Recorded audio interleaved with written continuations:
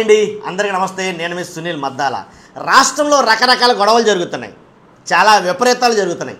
కానీ రాష్ట్ర ప్రభుత్వ ఖజానా మాత్రం ఓ పక్క నుంచి ఖాళీ అవుతూనే ఉంది. అసలు లేదురా బాబు ఖజానాలో అంటే మీరు ఖాళీ అవుతుంది అంటావేంటే బాబు సునీల్ అని అంటారు.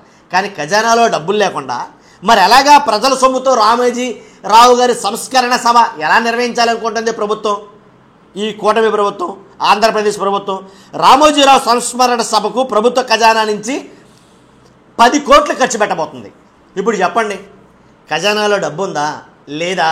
మరి లేకుండానే 10 కోట్లు అతను ఎవరో అదే సంస్మరణ సభకి ప్రభుత్వం ఖర్చు పెట్టడం ఏంటి అని చాలామంది మాట్లాడుతున్నారండి. ఒక రకం కాదు, ఇంకా నేను తక్కువ చెప్పా, కొంచెం డేస్ పెంచి మరీ మాట్లాడుతున్నారు చాలామంది. ఎందుకని ఖర్చు పెట్టాలి? అయ్యో పాపం రామోజీరావు గారికి అసలు డబ్బులే లేవు కాబట్టి ఆయన దగ్గర అసలు సంస్మరణ సభ చేసుకోవడానికి కూడా డబ్బులు లేకుండా ఉన్నాడు పాపం ఆయన. కాబట్టి పాపం ప్రభుత్వం ఒకళ్ళతా పుచ్చుకుని ప్రభుత్వమే చేస్తుంది పాపం సంస్మరణ సభ, దిన కార్యక్రమాలు కానీ ఇవి కానీ మొత్తం ప్రభుత్వం నిర్వహిస్తుంది అని అనుకుంటున్నారన్నారా? లేదు. కాబట్టి ఏం జరిగింది అసలు ఏంటని చూద్దాం. రామోజీరావు సంస్మరణ సభకు ప్రభుత్వ ఖజానా నుంచి 10 కోట్లు ఖర్చు, 4,28,00,00,000 బడ్జెట్ విడుదలకు తాజాగా ఆమోదం. ఇది ఎలా తెలిసిందంటే కనుక బడ్జెట్ విడుదల కోసం తాజాగా ఆమోదం కోసం ఒక బడ్జెట్ అయితే ఏంటంటే సాధారణ పరిపాలన శాఖ ఉత్తర్వులు జారీ చేసింది. ఈ ఉత్తర్వుల వల్ల తెలిసింది 4 కోట్లు, ప్రస్తుతానికి 4,28,00,000 బడ్జెట్ని విడుదల చేయాలని. దేనికోసం రా అని అంటే కనుక ఆయన ఏమీ ప్రజాసేవకుడు కాదు, ప్రజాప్రతినిధిగా సేవలు అందించలేదు, కేవలం పత్రికా వ్యాపారవేత్త, దాంట్లో ఎలాంటి డౌట్ లేదు. కాబట్టి ఆయనే ఈనాడు రామోజీరావు. కాబట్టి అలాంటి వ్యక్తి సంస్మరణ సభకు చంద్రబాబు సర్కారు ఏకంగా 10 కోట్లను ప్రభుత్వ ఖజానా నుంచి ఖర్చు చేసింది. కాబట్టి ఇది 2 గంటల పాటు జరిగిన సభ ఖర్చు మాత్రమే. సభ నిర్వహణకు 5 కోట్లు, దీనికి అదనంగా సభా ప్రచారం కోసం ప్రభుత్వ ప్రకటనలు ఇతర ఖర్చులకు మరో 5 కోట్లు వ్యయించేసింది.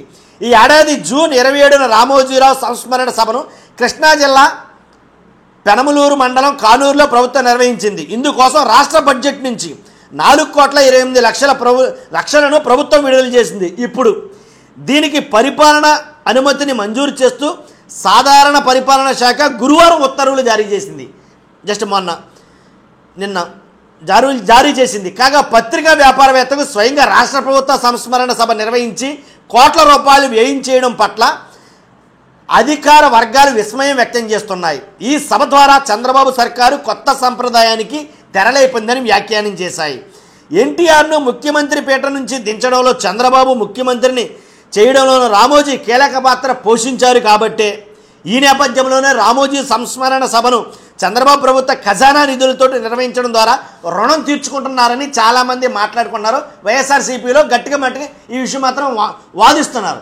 వాస్తవమేనంటే కనుక ఏమో చెప్పలేం, అది మీ విజ్ఞత వదిలిపెడుతున్నా. కాకపోతే ఒక పక్కన చూస్తే పథకాలు అమలు చేయడానికి నయా పైసా లేదు అని అంటున్నారు, ఇది యథార్థం. కానీ ఖజానాలో నయా పైసా లేని టైంలో 15 కోట్ల రూపాయలు తీసి దినాలు, పెళ్ళిళ్ళు, పెద్ద మనిషి ఫంక్షన్లు చేయాల్సిన పనే వచ్చింది అని కొంతమంది కొంచెం మొండిగా మాట్లాడుతున్నారు. కాబట్టి ఏదేమైనా మన అలా మాట్లాడడం కానీ సంస్మరణ సభ అని అంటాం. కానీ ఈ సంస్మరణ సభ కోసం అంత ఖర్చు పెట్టడం ఎందుకు అంటే వాళ్ళు ఏమైనా లోటు బడ్జెట్లో ఉన్న వ్యవహారంలో ఉన్న ఫ్యామిలీలా? కాదుగా, వాళ్ళు అపర కోటీశ్వర్లు అయ్యాయి, కోట్లకి ఎదిగిన పడగలెత్తినటువంటి ఆసాములు. కాబట్టి ఎందుకని ఇలాంటి ఖర్చు? అసలే ఆంధ్రప్రదేశ్ అప్పుల్లో ఉందని మీరే అన్నారు కదా, ఆంధ్రప్రదేశ్ ఖజానా ఖాళీ అయింది అన్నారు కదా, ఎందుకు వచ్చింది తలబొప్పు ఇది అని చాలామంది మాట్లాడుతున్నారు. ఇదండి ఈ రకంగా అయితే కనుక జరుగుతుంది రాష్ట్రంలో. కాకపోతే ఇది ఇప్పుడు ఉత్తర్వులు జారీ చేయడం కొంచెం చర్చనీయాంశంగా జరిగింది. ఎందుకంటే కనుక సందట్లో సడేమి అలాగే ఇప్పుడు ఉత్తర్వులు జారీ చేశారేంటి, ఎవడో పట్టించుకోడానా? ఏంటంటే ఆల్రెడీ ఏదో నెయ్యి గురించి నానా రభస జరుగుతుంది కదా ఆంధ్రప్రదేశ్లో, అందరూ అటువైపు ఉంటే ఇటువైపు ఇలా జరుగుతుందా అని కొంతమంది పెద్దలు మాట్లాడుతున్నారు. ఏదేమైతేనండి ఖచ్చితంగా ప్రజా సమస్యలమైన మాట్లాడతాం కాబట్టి ఈ వీడియో చేయడం జరిగింది. మర్చిపోద్దు, పక్కాకైతే కనుక లైక్ చేయండి, ఒక్క లైక్ కొట్టండి, కొడితే ఈ వీడియో చాలామందికి షేర్ అవుతుంది. మర్చిపోద్దు 100% మన ఛానల్ సబ్స్క్రైబ్ చేసుకోండి, కుదిరితే షేర్ చేయండి. Thank you very much.